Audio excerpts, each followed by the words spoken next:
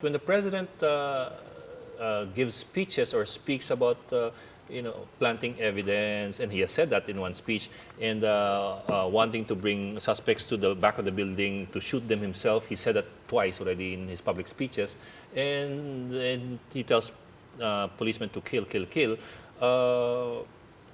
Doesn't it leave some other messaging among our policemen beyond the rule of law? No, these are hyperbole, are figures of speech of the president. We know him. That's how he makes his point. And then our police are professional, and it is in our mandate that we uphold the rule of law. And as such, we conduct ourselves according to the procedures, the established the rules and regulations. And that is our mandate and accountability to the people. So that's it. We follow rules and regulations, being in the uniformed service especially. But you're saying deadly violence is inevitable in the war on drugs. Are you saying this? And you were mentioning studies that people feel safer now. Yes, that's correct. After all these operations. I mean, do you feel, being a policeman, do you feel that people have to give up certain civil liberties in the name of public safety, personal safety, security? Yes. And can we look forward to more violence in the course of enforcing the law and in fighting criminality? Well, there's always that possibility that there would be violence, because as any society, in any country, crime is part of a society. And whenever we enforce the law, there would always those who would, resist and would not follow the law. And if our law enforcers are faced with a situation where their lives are put at risk, the law also provides the authority for the police to use the necessary force, to use the arms that are provided to them, to contain or to put down the level of risk, and of course to defend themselves. We don't want any cops to die, of course, because it's our task, our mandate, to enforce the law. And then who will now enforce the law if we get killed? So that is the situation, the dilemma that police face. But we also ask for understanding, because try to look also at the sincerity of the Philippine National Police to really rid our country of illegal drugs. But it just so happens that as we perform our mandate, we get accused of human rights violation. But for those who have violated our rules or regulations, who have committed illegal acts, and clearly those with evidence saying that our cops, violated the law, definitely we do not tolerate them.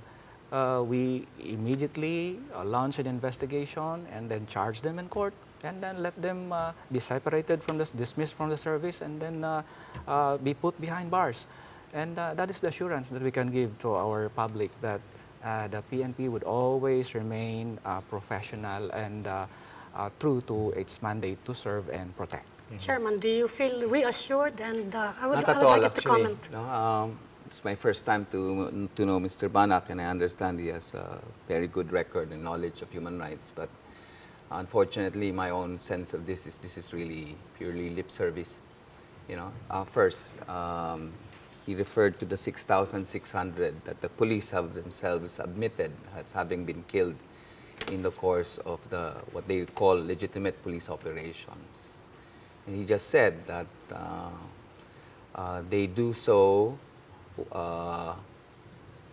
ensuring that the rule of law is complied with. But he also said that if they say nanlaban, then presumption of regularity. But that's not what the law says.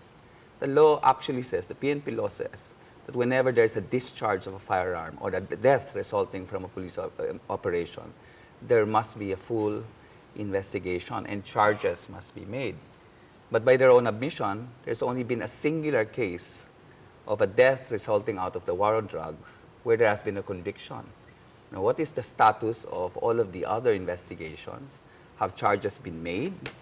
And have the police officers involved in these cases actually been held accountable. And the truth of the matter is, we still wait. No?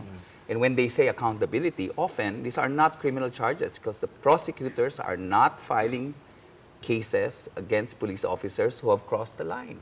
You know, mostly administrative, nililipat lang sa iba pang mga estasyon or whatever.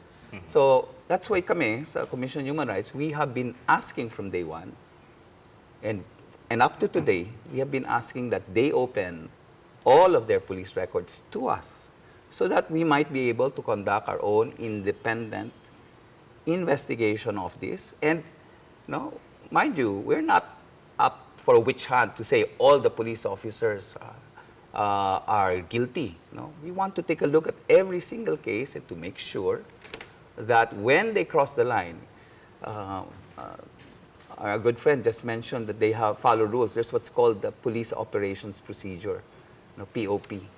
The lethal use of force must comply with a set continuum and standard.